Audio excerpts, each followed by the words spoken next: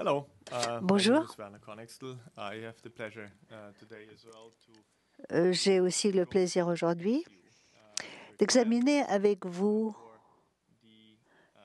les conditions pour la conception d'un scénario de référence selon le chapitre 3 de la proposition. Nous pensons que la conception d'un scénario de référence est l'élément le plus important de la préparation du processus de préparation au RAID.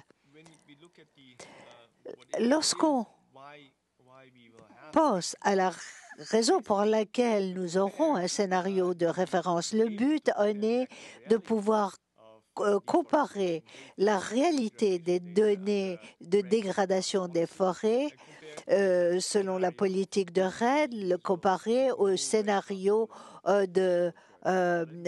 du statu quo dans l'absence d'une politique de RED+. Il s'agit d'une référence que nous appelons scénario de référence. Il s'agit d'un scénario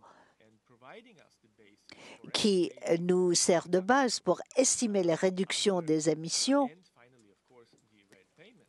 et les paiements de RED et nous permet d'identifier la différence entre le scénario de référence et les résultats mesurés de la réduction des émissions dans le temps.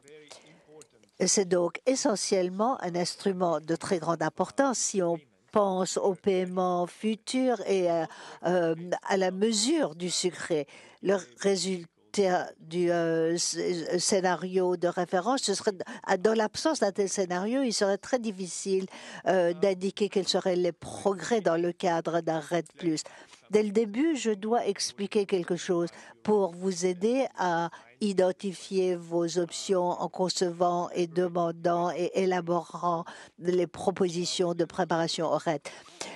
Pour ce qui est le scénario de référence, là, vous avez affaire surtout à la portée. De quoi parle-t-on? La déforestation avec dégradation? Oui, non. Y aura-t-il des éléments de RED+? C'est très important. Bien entendu, tout ceci peuvent être ajoutés au fur et à mesure, mais à titre pour le scénario de référence, ces définitions sont très importantes. Deuxièmement, nous utilisons la terminologie de scénario de référence en comparaison au scénario de FNUC, dans le but nous utilisons c'est la raison pour laquelle nous utilisons cette terminologie. Troisièmement, l'échelle, qui est très importante pour le système des scénarios de référence. Si vous examinez, si vous pensez au scénario national, mais aussi des scénarios des scénarios de référence régionale. C'est très important car il y a là des applications méthodologiques nombreuses. Et enfin, les méthodes. FNUC n'a pas indiqué de méthode claire et nette. Et cela entraîne des questions auxquelles nous devrons trouver des réponses.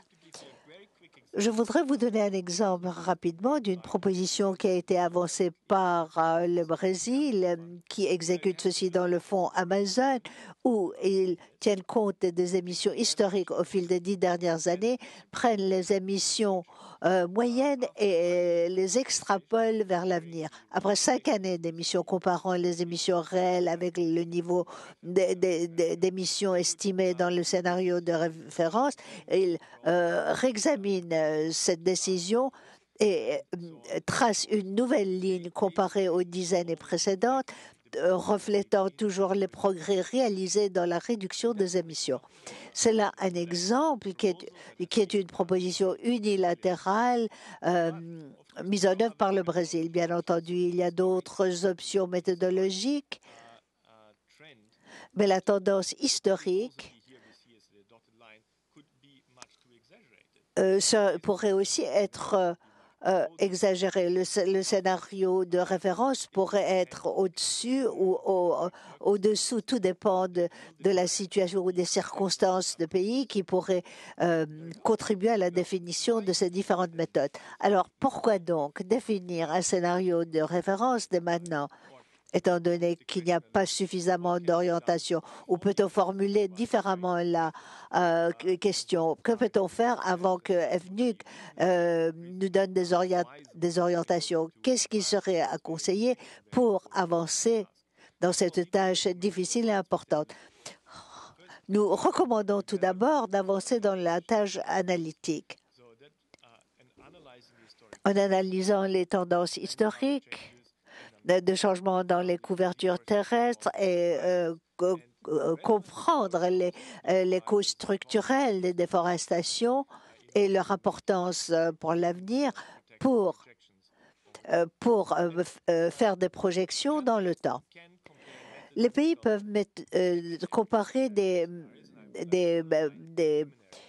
résultats préliminaires des scénarios de référence.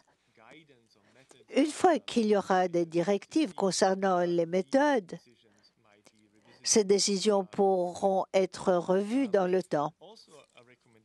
Et une autre recommandation, dans l'intérêt de crédibilité, RAID concerne beaucoup la crédibilité, institutions crédibles. Dans l'intérêt de crédibilité, il vaut mieux envisager des méthodes prudentes, ce qui vous permettra de mieux vous positionner dans ce contexte.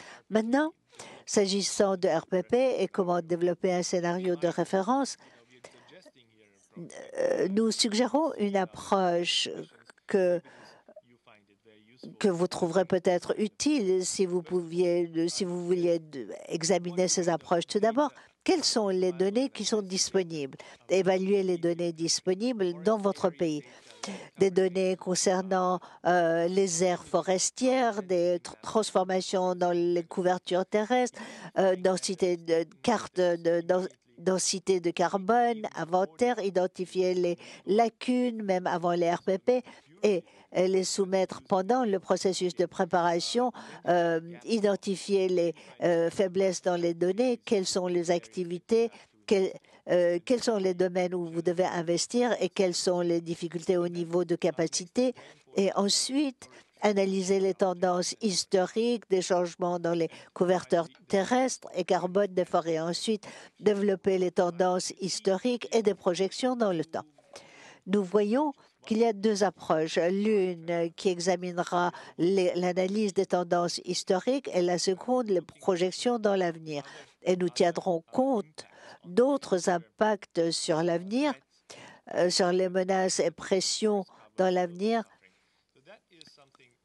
sur la couverture forestière. Une approche envisage recueillir des informations sur le passé et la seconde approche s'appuie sur ceci et applique des approches de simulation pour évaluer les probabilités de déforestation dans l'avenir.